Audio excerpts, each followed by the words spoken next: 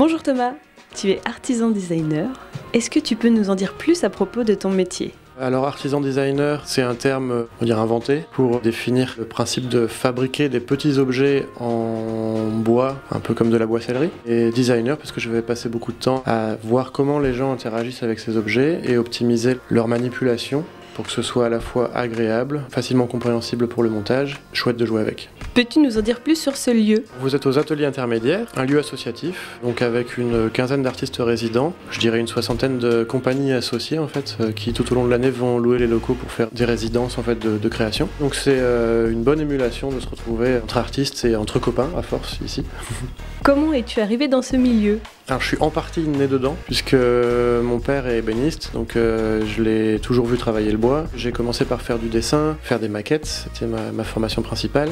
J'étais très joueur, et surtout joueur d'échecs à une période. Donc petit à petit, en combinant mon savoir-faire en termes de design, en termes d'image, de création, le travail du bois et mon envie de faire des jeux, ça s'est vraiment en quelque sorte compilé dans ce métier-là qui n'existait pas vraiment jusqu'alors. À part le bois, quels sont les autres matériaux avec lesquels tu travailles ? Je travaille un petit peu avec du carton pour certaines pièces, également un tout petit peu le plastique, même si c'est vraiment pas ma matière favorite et j'essaye de remplacer au maximum toutes les pièces plastiques par du bois. En fait le plastique c'est surtout pour sa transparence que je vais l'utiliser sur certaines pièces comme les labyrinthes. Le bois en lui-même c'est un bois aggloméré, produit à base de poussière de bois d'une filière de recyclage. Quelles sont les différentes étapes de fabrication d'une pièce ? Pendant que je vais en festival, j'ai souvent quelques heures de train, j'en profite pour dessiner des nouvelles pièces. Une fois à l'atelier, je vais reporter tout ça sur un logiciel en vectoriel. Je sais pas faire de 3D, je pense tout à plat. C'est là où je m'amuse énormément, c'est à transformer ces plaques en objets en volume.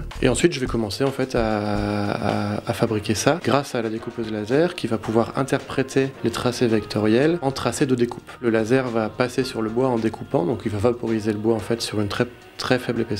Et à partir de là, va commencer toute une batterie de tests pour obtenir le premier objet, qui va souvent être le plus long à obtenir. Une fois que le premier objet est bon et validé, qu'il est facile à assembler, je vais me lancer dans de la production en série. Peux-tu nous parler de Turbulence ? Turbulence, c'est un jeu qui s'est envolé au mois de juin dernier. Mon premier jeu de société créé avec Samy Marronnier. Donc c'est un jeu sur l'aéropostale où chaque personne va piloter un avion pour aller livrer du courrier à bonne destination. Selon la couleur des courriers, il y a des couleurs d'aéroport correspondantes. On va traverser le plateau du jeu en essayant d'optimiser ses déplacements pour gagner quelques bonus. La météo va essayer de perturber en fait, le passage des avions. Donc la météo c'est un aléatoire dans le jeu qui va déplacer des nuages, qui vont annuler des bonus, transformer certains nuages en tempêtes, qui vont détruire les avions. C'est à partir de 10 ans, pour 2 à 6 joueurs. Ça dure 45 minutes. Samy est en train de développer une version solo sous forme de scénario où on pourra aussi jouer tout seul via, on va dire, un automatisme de la météo qui va rendre le jeu complexe pour un seul joueur. Il y a aussi différents modes de jeu. On peut jouer en équipe, en coopératif, on peut jouer chacun pour soi. J'en ai proposé 1000 boîtes à la vente au mois de juin. En 48 heures, les 1000 boîtes ont été vendues. Ce qui était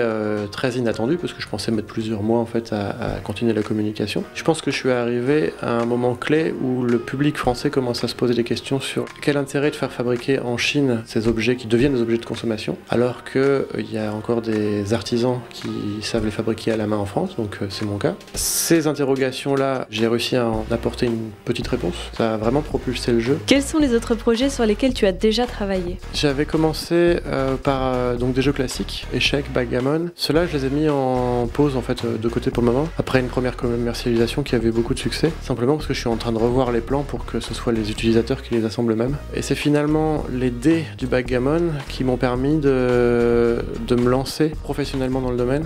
Ils ont eu beaucoup de succès avec un design assez particulier et j'en ai fait des objets en kit à monter. Maintenant j'ai 25 boutiques en France qui revendent en fait les dés que je fabrique. À part ces dés, je travaillais également sur différents projets cartographiques, des puzzles du monde, des puzzles d'Europe, des puzzles de France ou des cartes en relief de certaines régions. J'ai notamment fait la carte de Caen en relief. Je suis arrivé à créer un objet donc, qui s'appelle la Dimaction Map, qui est une projection polyédrique de la Terre. Et donc cet objet-là a eu beaucoup de succès, donc c'était il y a 2 ans. Ça a vraiment participé encore au développement global mal de mon statut de créateur de jeux et maintenant d'éditeur. Puis de là, j'ai fait beaucoup de déclinaisons. J'ai continué à faire des jeux classiques de style les tangrammes, d'autres casse-têtes, des formes des labyrinthes. J'essaye toujours d'avoir quelque chose qui soit original par rapport à ce qui peut déjà se faire. Quels sont les projets à venir? Déjà, il y a la production de Turbulence qui va me prendre quasiment toute l'année 2020, mais en parallèle, j'essaye quand même de créer donc de nouvelles pièces. Je travaille toujours pour d'autres éditeurs, notamment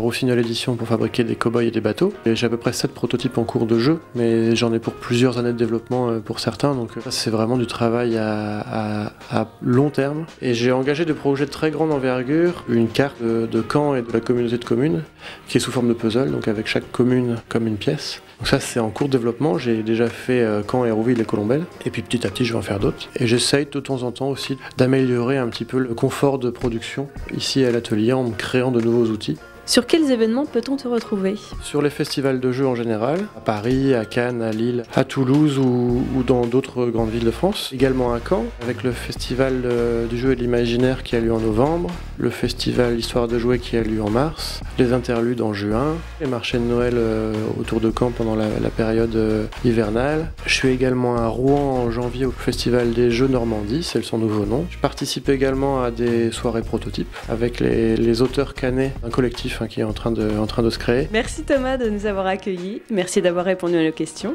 et à très bientôt. Merci à la petite pomme et puis à très bientôt.